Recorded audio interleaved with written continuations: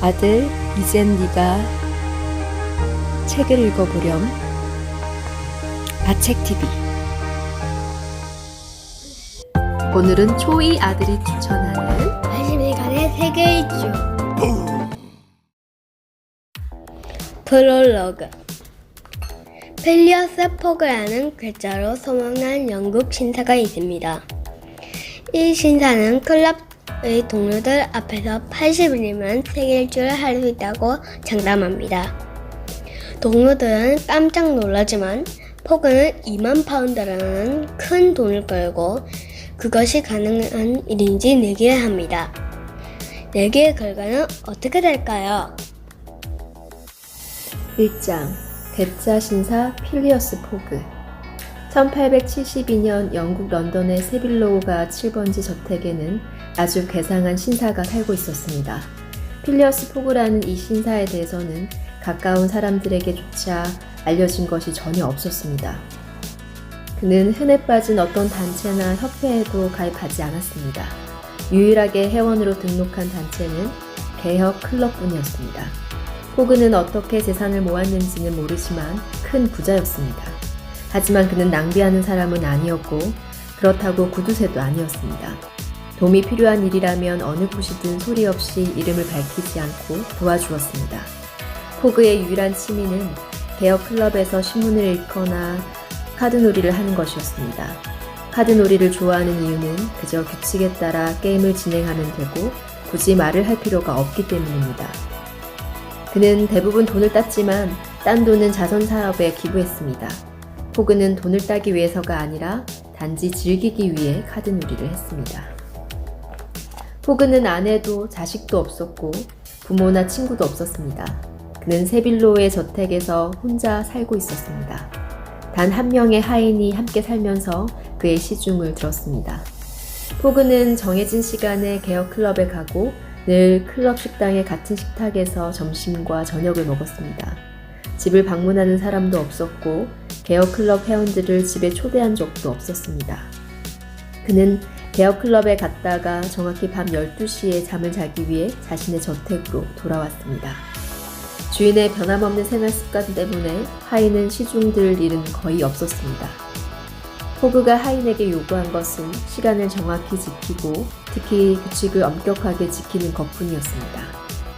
그러나 10월 2일 아침 포그는 새로운 하인을 기다리고 있었습니다. 먼저 하인이 면도할 물의 온도를 30도가 아닌 29도로 데워와서 그만두게 했던 것입니다. 포그는 군인처럼 바른 자세로 앉아 시계를 보았습니다. 그때 먼저 하인 제임스 포스터가 방으로 들어왔습니다. 주인님, 새 하인이 왔습니다. 포스터는 짧게 소개한 뒤 방문을 닫고 나갔습니다. 뒤따라 들어온 30살쯤 되어 보이는 남자가 인사를 했습니다. 안녕하십니까? 저는 장이라고 합니다. 프랑스 사람이군. 네, 그렇습니다. 제 별명은 장 파스파르투입니다. 못하는 게 없다는 뜻이죠. 사실 저는 안 해본 일이 없습니다. 떠돌이 가수, 서커스단의 고개사, 체육 선생도 해보았습니다. 마지막에는 파리에서 소방관도 했습니다. 그러다가 5년 전에 프랑스를 떠나 영국에 와서 하인 생활을 하고 있습니다. 마침 영국에서 가장 정확하고 조용한 신사이신 포그 씨가 하인을 구한다기에 평화롭게 살고 싶은 마음에 이렇게 찾아왔습니다. 파스파르투라는 별명이 마음에 드는군. 자네 이야기는 많이 들었네. 우리 집에서 일하는 조건은 알고 있나? 네, 알고 있습니다. 그럼 더 할 말이 없겠군. 지금 몇 시지? 11시 22분입니다. 시계가 좀 늦군. 죄송합니다만 그럴 리가 없는데요. 자네 시계가 4분 늦지만 상관없네. 지금 1872년 10월 2일 오전 11시 26분부터 자네는 내 하인이 된 걸세. 말을 마친 포그는 자리에서 일어나 모자를 집어들더니 말없이 나가버렸습니다. 혼자 남겨진 파스파르투는 저택을 구석구석 살펴보기 시작했습니다. 집은 깨끗하게 정돈되어 있고 일하기에 매우 편리한 구조였습니다. 3층에 있는 자기 방과 2층과 1층의 방을 연락할 수 있게 벨이 붙어 있었습니다. 파스파르투는 자기 방 벽시계 위에 붙여놓은 쪽지를 발견했습니다. 거기에는 주인이 아침 8시부터 11시 30분 개혁클럽에 가기 전까지 그가 해야 할 일들이 자세히 적혀 있었습니다. 그리고 11시 30분부터 밤 12시까지 해야 할 일도 적혀 있었습니다. 마음에 들어. 아주 마음에 들어. 바로 내가 찾던 일이야. 포구 씨와 나는 완벽하게 잘 맞을 거야. 규칙적인 사람, 기계 같은 사람. 좋지. 기계 같은 사람의 시중을 듣는 것도 나쁘지는 않지. 2장 2만 파운드짜리 내기. 필리어스 포그는 정확히 오전 11시 30분에 집을 나서서 개혁클럽에 도착했습니다. 포그는 곧장 식당으로 가서 늘 앉던 자리에 앉아 점심을 먹었습니다. 그러고는 큰 홀로 가서 하인이 가져다주는 신문을 훑어보았습니다. 저녁 식사도 점심과 마찬가지로 같은 자리에서 하고 다시 큰 홀로 가서 저녁 신문을 읽는 데 열중했습니다. 30분 뒤 개혁클럽 회원들이 벽난로 주위로 모여들었습니다. 포그 못지않게 카드놀이를 좋아하는 건축기사 앤드루 스튜어트, 은행가 존 설리번과 쉐뮤얼 팰런틴, 영국 은행이사 고티에 렐프, 양조업자 토머스 플래니건이었습니다. 참, 렐프, 그 도난 사건은 어떻게 되었나? 토머스 플래니건이 무척 궁금한 듯 물었습니다. 뛰어난 형사들이 미국과 유럽 등 배가 오가는 주요 항구를 조사하고 있으니 범인이 도망가기는 어려울 걸세. 고티에 렐프가 대답했습니다. 그러자 이번에는 앤드루 스튜어트가 물었습니다. 범인의 인상착의는 알고 있는 건가? 모닝 크로니클지는 범인이 신사였다고 단정하네. 이야기를 듣던 포그가 신문에서 얼굴을 들며 말했습니다. 영국의 신문들이 크게 보도하고 있는 이 사건은 9월 29일에 일어났습니다. 영국은행에서 현금 출납원의 책상에 있던 5만 5천 파운드나 되는 지폐 뭉치가 감쪽같이 사라졌던 것입니다. 담당 직원이 영수증을 작성하는 사이에 벌어진 일이었습니다. 영국은행은 손님의 명예를 배려하는 것이 전통이라 경비원도 두지 않고 경찰도 배치하지 않았습니다. 옛날에도 이 은행에서 어떤 은행원의 책상에 있던 금괴가 잠깐 사라진 일이 있었습니다. 하지만 금괴는 30분 뒤 다시 제자리에 돌아왔습니다. 호기심 많은 한 손님이 금괴를 살펴보고 그 옆에 있는 손님에게 계속 전달했던 것입니다. 그러나 9월 29일에는 금뭉치가 끝내 돌아오지 않았습니다.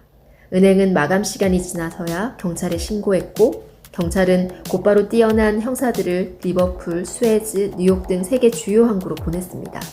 범인을 잡는 사람에게는 2,000파운드와 찾은 돈의 5%를 상금으로 주겠다고 밝혔습니다. 사건이 일어나던 날 잘 차려입은 한 신사가 은행 출납구에서 서성대는 것을 보았다는 사람들이 여럿 나타났습니다. 그러자 이들의 증언에 따라 이 신사의 인상착의가 그려져 모든 경찰서와 형사들에게 배포됐습니다. 영국 전역에 화제가 된 이 사건이 개혁클럽에서 이야기의 중심이 되는 것은 당연했습니다. 앤드루 스튜어트가 말문을 열었습니다.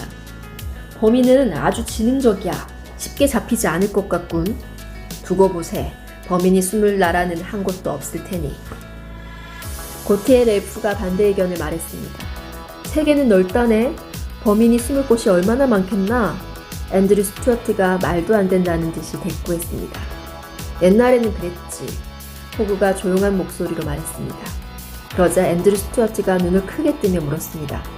아니, 그럼 지구가 작아지기라도 했단 말인가? 물론이네.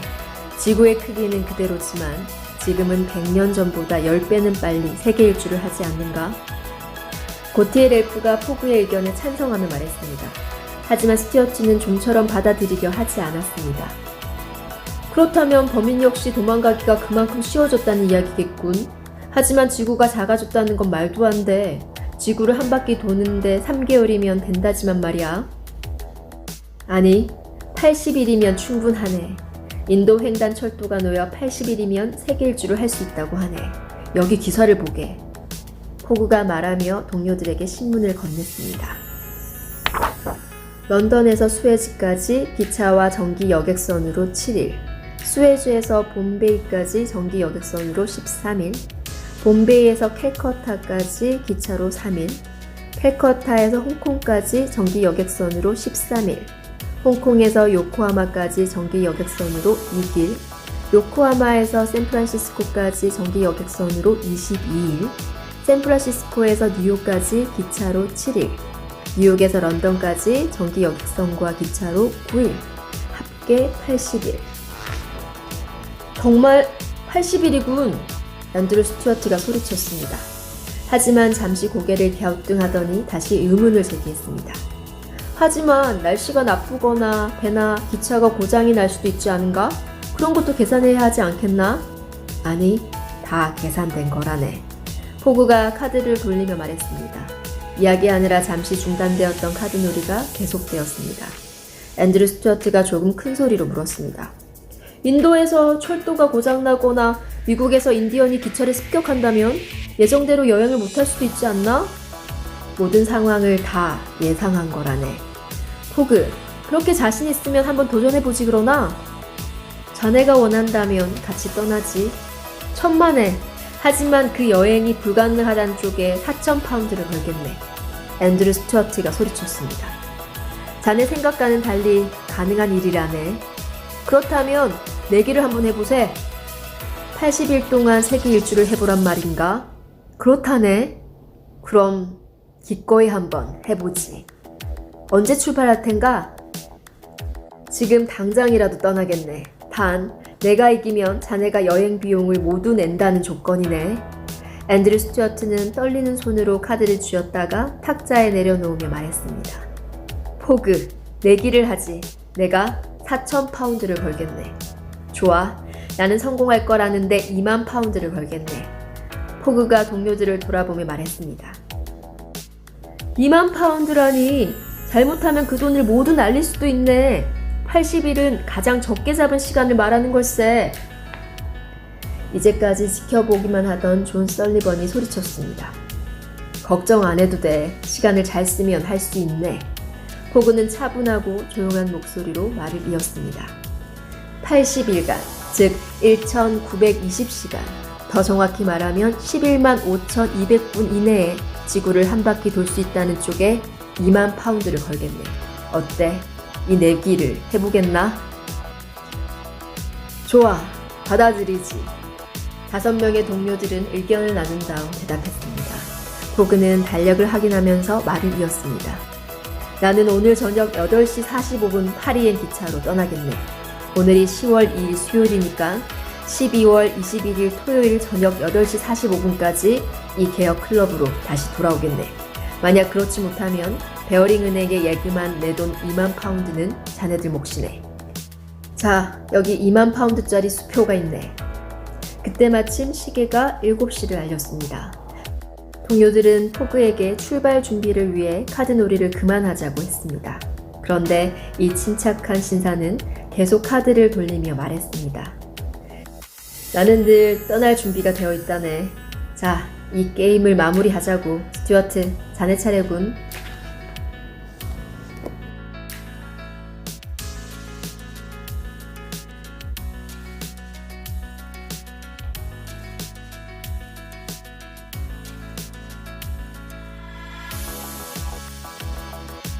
너도 한번